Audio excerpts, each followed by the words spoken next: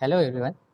और जैसा हम लोग पढ़ रहे हैं सीएमईडी, और सीएमईडी में हम लोग निर्माण श्रमिक का कह सकते हैं कि सबसे लास्ट टॉपिक हम लोग पढ़ने वाले हैं। ठीक है, जैसा कि हमने आपको बताया था कि दुर्घटना के क्या क्या कारण हो सकते हैं किसी श्रमिक के साथ। देखिए, ये भी एग्जाम आपसे पूछा जा सकता है। ठीक है, दुर्घटना के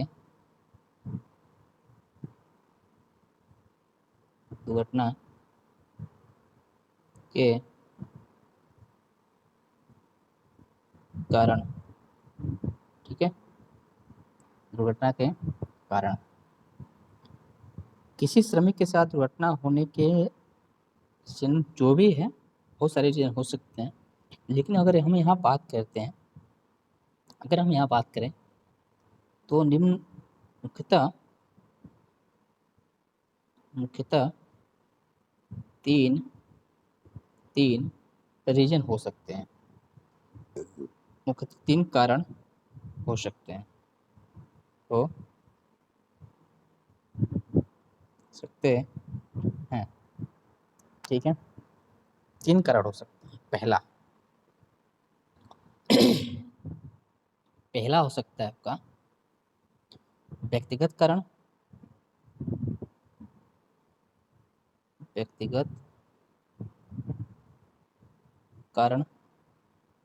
दूसरा हो सकता है आपका यांत्रिक कारण, और तीसरा हो सकता है आपका पारिस्थितिकी कारण। ठीक है, पारिस्थितिक कारण। ठीक है, ये आपका बन सकता है कारण। ओके, इसको समझने वाली बात होती है। अगर कोई दुर्घटना होता है किसी भी इंडस्ट्री या कारखाना में, इसके पीछे तीन कारण हो सकते हैं। और जनरली ये देखा भी गया है कि कभी कभी आमतौर पे आदमी का काम में जब मन नहीं लगता है तो उस दौरान भी एक्सीडेंट हो जाते हैं। ठीक है, दुर्घटना हो जाता है कि मशीन से हाथ कट गया या फिर पैर कट गया। तो जब आदमी मन से या फिर शांत स्वभाव से काम नहीं करता है, बेचैनी के साथ काम करेगा, ठीक है, तो कहीं ना कहीं वो कारण बन सकते हैं। आदमी बहुत होते हैं ऐसे, उम्र के हिसाब से क्या होते हैं, बहुत कमज़ोर हो जाते हैं शारीरिक रूप से, उनको दिखाई नहीं देता है, फिर भी वो काम पे जाते हैं।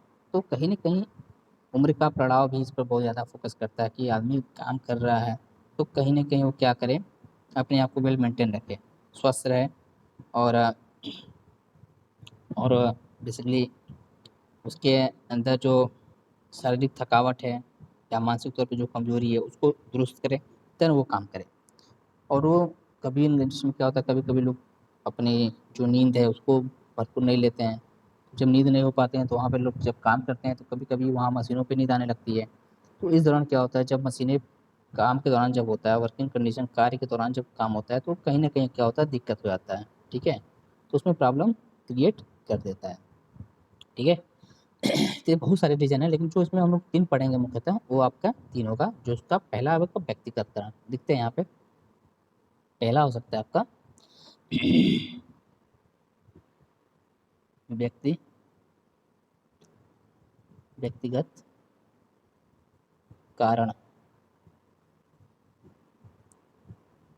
व्यक्तिगत कारण, ठीक है, ये आपका हो सकता है व्यक्तिगत कारण।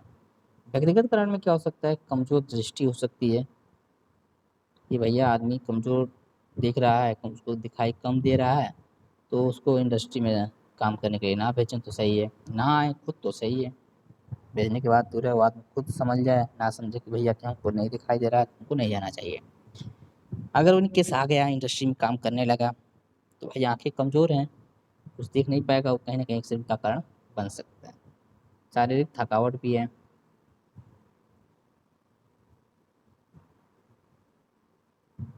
शारीरिक थकावट भी है। ठीक है, परेशानी बेचैनी। ठीक है, कार्य के प्रति लापरवाही, ये बहुत बड़ा आजकल देखने को मिल रहा है, ठीक है, इंडस्ट्री में कार्य के प्रति लापरवाही।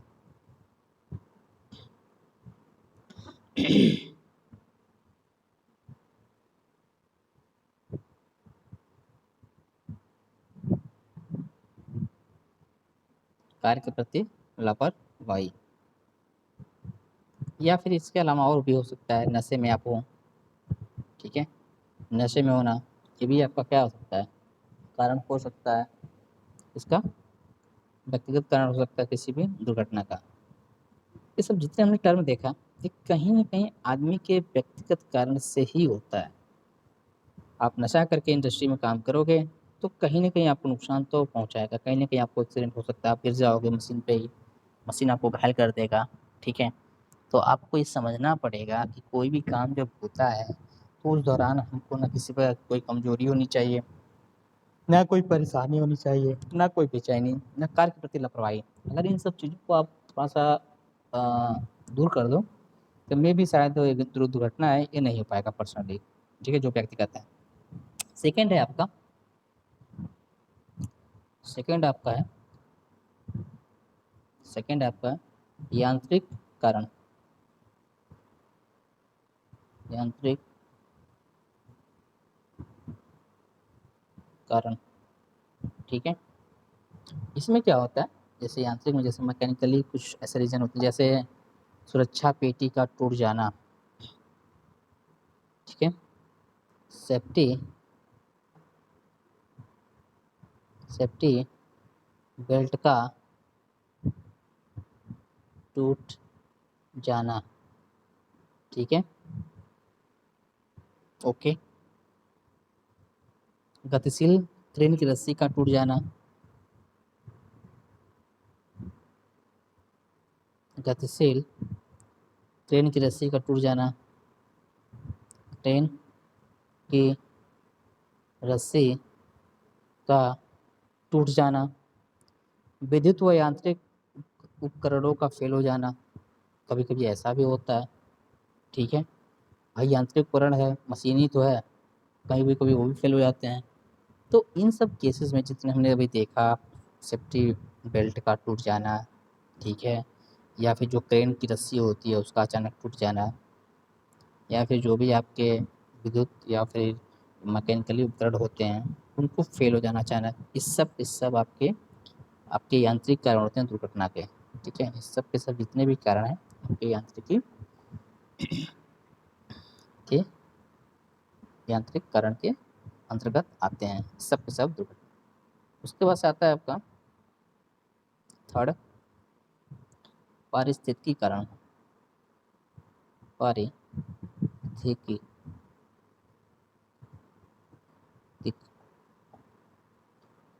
पारिस्थितिक कारण हो सकता है इसमें, क्या क्या इसमें हो सकता है इसके अंतर्गत, तो भैया ताप, शोर, ठीक है, कम रोशनी, कम रोशनी, ठीक है, वेंटिलेशन जो कि होना चाहिए, ठीक है, या फिर जो भी है तूफान आंधी, तूफान आंधी, इस सब के सब, इस सब के सब आपके पारिस्थितिक कारण होते हैं जो कि दुर्घटना का कारण हो सकते हैं। भाई बहुत ज़्यादा ताप में काम करोगे तो भी दिक्कत है शरीर के लिए, शोर शराबे में काम करोगे तो कहीं ना कहीं वो भी दिक्कत है, दुर्घटना का कारण भी बन सकता है। कम रोशनी हो रहा, कहीं पे काम करने में दिक्कत आ रही है, ये भी दिक्कत है।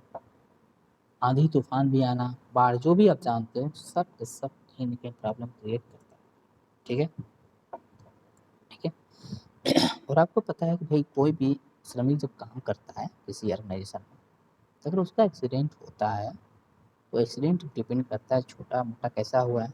अगर इन केस मान लीजिए कहीं बड़ा एक्सीडेंट हो गया तो उस श्रमिक की मृत्यु भी हो जाती है, आपको पता ही होगा, श्रमिक की क्या होगी भैया, मृत्यु भी हो जाती है, ठीक है, मृत्यु भी हो जाती है। सोचिए जब मृत्यु हो जाएगी तो ये क्या होगा, अब इसी बात है, कोई ना बहुत सारे उसके घर पे दिक्कत होगा, उसके फैमिली वालों को दिक्कत होगा। कभी कभी सामान्य चोट भी लग जाता है, ठीक है। तो जब कभी कभी जो असामान्य चोट लग जाते हैं तो आदमी क्या होते हैं, थोड़ा सा मतलब असक्षम बना देते हैं। जैसे मान लीजिए कभी कभी क्या होता है, नॉर्मली चोट लग जाते हैं अच्छे से, जब चोट लग जाते हैं तो क्या होता है, आदमी का थोड़ा सा जो मूवमेंट होता है पहले जैसा नहीं होता है, ठीक है। तो जनरली क्या बना देता है, असक्षम बना देता है, असक्षम बना देता है, ठीक है।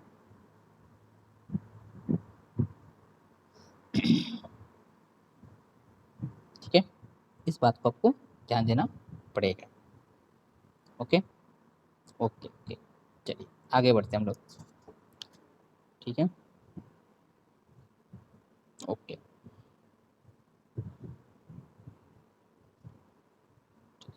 अब एक टर्म आता है आपका, छोटा सा है, इसको हम लोग देख लेते हैं। सामाजिक सुरक्षा को लेकर के, सोशल सिक्योरिटी को लेकर के, ठीक है। सामाजिक सामाजिक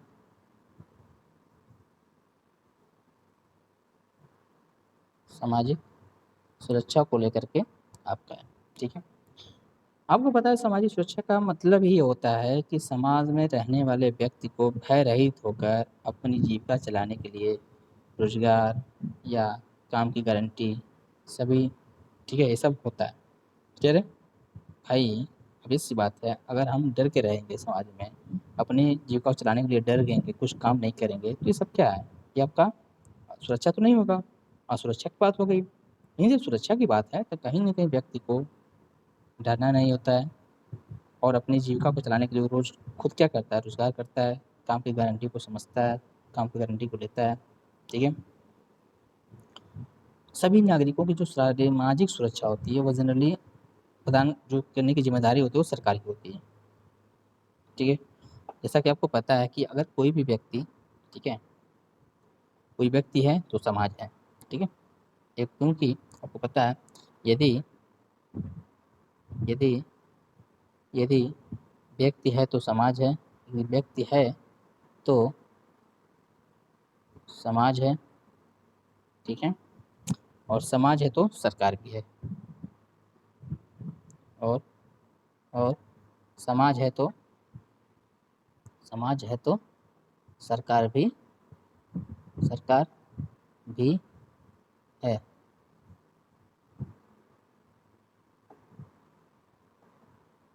सरकार भी, इस बात को आप लोग समझिएगा, ठीक है। ओके,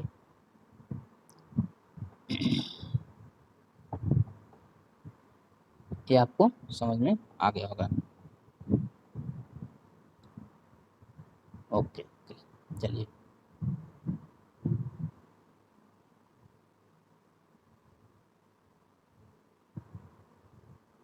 आपको पता है भारत इतना बड़ा देश है जनसंख्या के मामले में, ठीक है। यहाँ पे बहुत सारे श्रमिक जो हैं बहुत ही गरीब हैं, मजदूरों की संख्या बहुत ज़्यादा भी है, रोज़ाना कमाते हैं और रोज़ाना खाते हैं, ठीक है। और जिस दिन कभी कभी क्या होता है कि उन्हें अपनी लाइफ में उस दिन का कभी कभी ऐसा दिन गुजरता है कि उनको काम नहीं मिलता है, ठीक है। कभी कभी उनकी लाइफ में एक ऐसा मोमेंट आता है जब उनको काम ही नहीं मिलता है, ठीक है। कुछ दौरान वो क्या होते हैं, भूखे भी सो जाते हैं और उनको अगले दिन की रोटी की चिंता भी सताती है, ठीक है। तो ये सोचने पर मजबूर है, जो आर्थिक दयनीय होती है, दशा होती है, वो आपका बहुत ही सोचनीय हो जाती है। और वो जनरली जो श्रमिक होते हैं, बहुत जो गरीब होते हैं, बस्तियों में झुग्गी झोपड़ी में कर रहना उनको पड़ता है। और बाईसवादी जो वहाँ पे जो रहेगा उसको कई तरह की बीमारियाँ भी हो सकती हैं, ठीक है। और वो उतना धन भी नहीं जुटा पाते हैं, ठीक है, वो इतना धन भी नहीं जुटा पाते हैं कि वो किसी अच्छी जगह वो रह सकें, सर्वाइव कर सकें, ठीक है। क्लियर, ओके, ठीक है। तो ये सब जितने भी चीज़ें हैं सुरक्षा, सामाजिक सुरक्षा के लिए सरकार की ओर से देखना पड़ता है, ठीक है। क्लियर, इस सब के सब के जो फंक्शन होना चाहिए सरकार का लोगों के प्रति सुरक्षा को लेकर के, अगर वो ध्यान नहीं देंगे, सरकार जिम्मेदार नहीं होगी, तो कहीं ना कहीं जो आपके जो श्रमिक, जो गरीब श्रमिक लोग हैं, ठीक है, गरीब वर्ग के जो लोग हैं जो श्रमिक होते हैं वो कहीं ना कहीं वो मतलब दिक्कत ही होगा, उनको हर कंडीशन में कहीं ना कहीं उनको फेस करना पड़ेगा प्रॉब्लम ही। ठीक है, तो आपका जो इस यूनिट का जो बेसिक बेसिक चीज़ था हम लोगों ने उसको समझ लिया था। ठीक है, जैसा कि हम आपको थोड़ा सा अधिनियम के बारे में, कुछ अधिनियम थे उसके बारे में बता दूं, उसका कब गठन हुआ था इसके बारे में हम थोड़ा सा जान लेंगे। ठीक है, ठीक है, तो जो श्रम अधिनियम, जो आपका अधिनियम बनाए जाते हैं वो क्यों बनाए जाते हैं, जो अधिनियम बनाए जाते हैं वो क्यों बनाए जाते हैं? तो सिंपल सी बात है कि श्रम का महत्व, श्रम का महत्व बनाए रखने तथा बनाए रखने तथा श्रमिकों को न्याय एवं श्रमिकों को न्याय एवं सामाजिक सुरक्षा प्रदान करने के लिए ठीक है, सामाजिक सुरक्षा प्रदान करने के लिए, इसको मैं यहाँ पर लिख रहा हूँ, सामाजिक सामाजिक सामाजिक सुरक्षा सुरक्षा प्रदान करने के लिए, प्रदान करने के लिए सरकार ने श्रम अधिनियम पारित किए। सरकार ने क्या किया, सरकार ने श्रम से रिलेटेड अधिनियम क्या क्या पारित किया। ठीक है, जिससे क्या हुआ कि जो श्रमिकों की, इससे क्या हुआ, हितों की रक्षा हुई। ठीक है, इस अधिनियम से क्या हुआ, जितने भी आपके श्रमिक होते थे उनकी हित की बात हुई, उनकी हित की रक्षा हुई। ठीक है, या फिर कुछ ऐसे मालिक थे जो उनका शोषण करते थे, शोषण भी बंद हो गया। ठीक है, तो ये सब जितने भी आपके सामाजिक न्याय होते हैं दिलाने के लिए जो कानून है बहुत जरूरी था। ठीक है, और आपको मैं बता दूं, कोई भी श्रमिक एक मनुष्य ही होता है, कोई मशीन नहीं होता है। ठीक है, तो वो लगातार काम करता रहे या फिर कम पैसे में काम करे। ठीक है, ये सब के सब जो आपका कंडीशन था उसके प्रति क्या था, सरकार जिम्मेदार था। ठीक है, उसलिए इन्होंने क्या किया, आपका अधिनियम बनाया ताकि लोगों में कोई मनमुटाव ना हो और काम को अच्छे से करें, उसके बदले में उनको पैसा मिले और उन पर कोई प्रकार का कोई मानसिक या शारीरिक किसी प्रकार का उत्पीड़न ना होने पाए। ठीक है, ओके क्लियर, ओके चलिए आगे बढ़ते हैं। कुछ मुख्य अधिनियम का नाम है, बस उस अधिनियम का नाम जान लीजिए, किस सन में स्टेब्लिश किया गया था इसको एक बार थोड़ा सा जान लीजिएगा।